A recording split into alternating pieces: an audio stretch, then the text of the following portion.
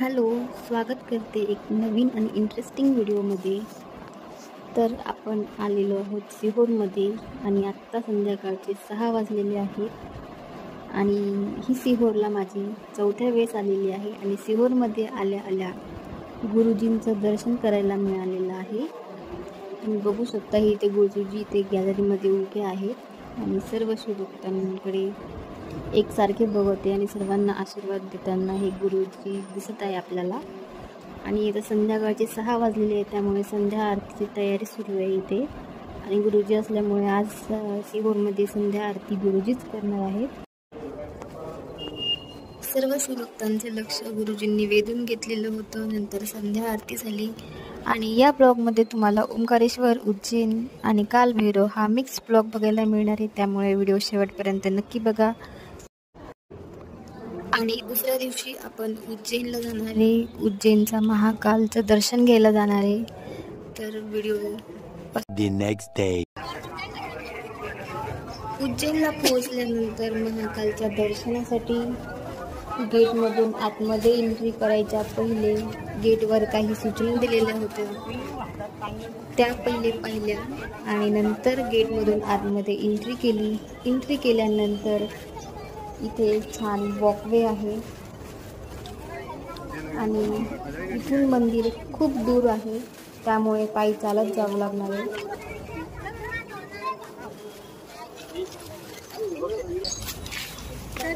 बघूया आता दर्शनाला किती वेळ लागतो. आणि इथे जागोजागी असा महादेवांची शिवलिंग प्रतिमा पेंटिंग केलेले. इथे महाकाल महालोक स्वागत करताना आणि इथे गणपतीचं छान गार्डनमध्ये असं गणपतीची एक मूर्ती बसवलेली आहे. इथून आतमध्ये मंदिराकडे जाण्याचा मार्ग आहे. तुम्ही बघू शकता आजूबाजूचा परिसर एकदम गार्डन सारखा आणि एकदम शांतता आहे इथे. आणि हे सगळ्या पोलवर जे नक्षीकाम केलेलं आहे ते अतिशय सुंदर असं केलेलं आहे. एंट्री केल्या लगेच इथे त्रिशूल, डमरू आणि ओमचं दिसत आहे. सकाळचे 8 वाजलेले आहेत आणि आम्ही दर्शनासाठी निघालेलो आहोत. मंदिर आणखीन खूप दूर आहे. VIP पास असेल तर 1 तासामध्ये दर्शन होतं आणि तर आम्ही VIP पास घेतलेला नाही आहे, आम्ही रांगेमधूनच जाऊन दर्शन करणार आहे. उज्जैनमध्ये भस्म आरती मध्ये जाण्यासाठी भारतमाता मंदिरच्या बाजूला जे काउंटर आहे तिथे पर व्यक्ती 750 रुपये तिकीट घेऊन भस्म आरतीमध्ये जाता येते. आणि असं दर्शन करायचं असेल तर दर्शन खूप दुरून घ्यावं लागतं, त्यामुळे पास काढलेला परवडतो, कारण की समोरून तरी दर्शन करता येते. आणि हे मंदिराच्या परिसरामध्ये देवी देवतांच्या प्रतिमा बसवलेल्या आहेत आणि त्या प्रतिमेमधून दाखवण्यात आलेलं आहे की समुद्र मंथन कशा प्रकारे झालं आणि त्याची थोडक्यात माहितीसुद्धा दिलेली आहे. रावणाने कसं कैलास पर्वत डोक्यावर उचलून घेतलेलं आहे ही थोडक्यात माहिती आणि हे प्रतिमेमधून खूप सुंदर पद्धतीने दाखवलेलं आहे. मंदिराच्या परिसरामध्ये ह्या अशा मूर्त्या आहे, हे बघू शकता. आणखीन मंदिर थोडंसं दूर आहे आणि हे चंद्रशेखर महादेव यांची प्रतिमा आणि त्याच्या खाली त्याची माहिती ह्याच्यामुळे लगेच कळून जातं.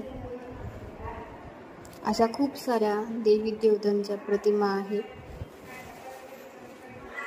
आणि हे फक्त उज्जैनमध्येच आहे. हे शिवविवाह जाताना ही प्रतिमा आहे. हे महादेव आणि त्यांचे गण. मंदिर आता थोड्याच दूर आहे, तरी आणखीन थोडं चालत जावं लागणार आहे.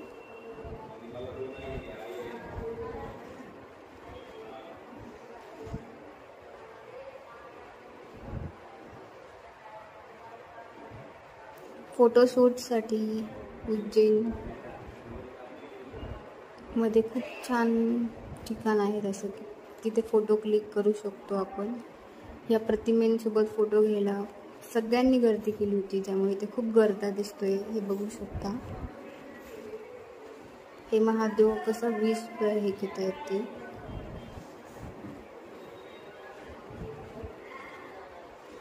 जसं जसं समोर जातोय तसं तसं ते मंदिरातला माईकचा आवाज येतोय, त्यामुळे बघू शकता प्रत्येक ठिकाणी गर्दी आहे त्यामुळे. आणि हे लाईव्ह तुम्हाला दर्शन दिसत असेल. फायनली मंदिरापर्यंत पोहोचलेलो आहोत आणि आतमध्ये मोबाईल अलाउ नसल्यामुळे गेटवरच मोबाईल जमा करावा लागणार आहे.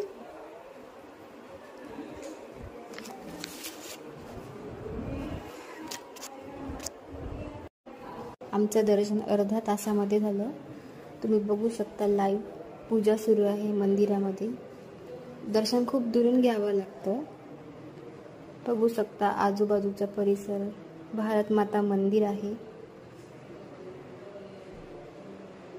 इथे आजूबाजूला खूप साऱ्या देवी देवतांची मंदिरं पण आहेत आणि प्रचंड ऊन वाढलेलं आहे. हे मंदिर दुपारी बघण्यापेक्षा संध्याकाळच्या वेळेस मंदिर परिसर हे लाईटच्या रोषणाईमुळे अतिशय सुंदर पाहायला मिळते. त्यामुळे हे मंदिर दिवसा जेवढं सुंदर दिसतं त्याच्यापेक्षा रात्री हे रोषणाईमुळे मंदिर खूप सुंदर दिसतं. त्यामुळे संध्याकाळी हे मंदिर बघायला पाहिजे लाईटच्या रोषणाईमुळे. आणि उज्जैनचं दर्शन झालेलं आहे.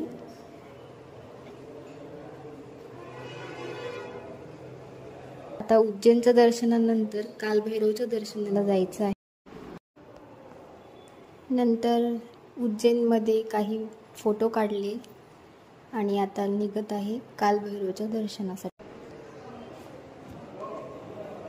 आणि उज्जैनचं दर्शन झालेलं आहे.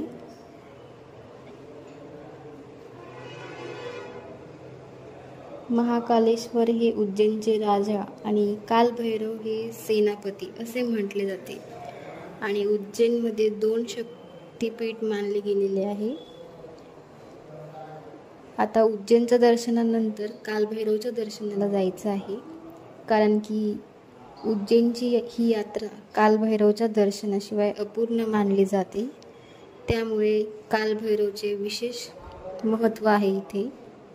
ते क्षिप्रा नदीच्या काठावर बसलेले कालभैरव अवंतिका खंडामध्ये याचे वर्णनसुद्धा आहे. त्यामुळे आता उज्जैनच्या दर्शनानंतर आपण कालभैरवच्या दर्शनाला जाणार आहे. आणि त्या महाकालेश्वर हे उज्जैनचे राजा आणि तसेच कालभैरव हे सेनापती असेही म्हटले जाते.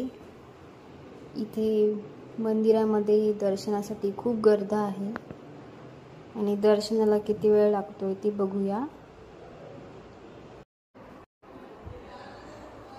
आणि कालभैरवच्या दर्शनानंतर आता ओंकारेश्वरच्या दर्शनाला जायचे. उज्जैनच्या महाकालनंतर कालभैरवचं दर्शन झालेले आहे, म्हणजे उज्जैनची ही यात्रा पूर्ण झालेली आहे. आणि आता नंतर ओंकारेश्वरसाठी निघायचं आहे आणि ओंकारेश्वरच्या दर्शनाला जायचं आहे. ओंकारेश्वरमध्ये नर्मदा नदी आहे. त्या नर्मदा नदीच्या काठावर एक विशेष पूजा केली जाते.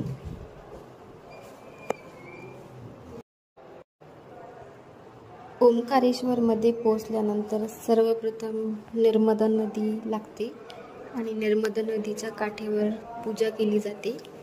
त्यानंतर मग मंदिरामध्ये दर्शन घ्यायला जाऊया. नर्मदा नदीच्या काठावर एक पूल बांधलेला आहे आणि त्या पुलावरूनच मंदिराकडे जाण्याचा मार्ग आहे. इथे जे एक कुंड आहे ते पूर्ण ओम आकाराचं दिसतं, म्हणून ओंकारेश्वर असं नाव पडलं. मंदिराच्या बाहेर असे छोटे छोटे स्टॉल लावलेले आहेत आणि हा पूल येतो जो मंदिराकडे जाण्याचा मार्ग आहे. हा पूल अशा प्रकारे बांधलेला आहे. खाली ओंकारेश्वरची ती नदी आहे, नर्मदा नदी. हे बघू शकता इकडे खाली, आणि हा पूल असा बांधलेला आहे. मंदिराकडे जाण्याचा हा एकमेव मार्ग आहे, पुलावरूनच.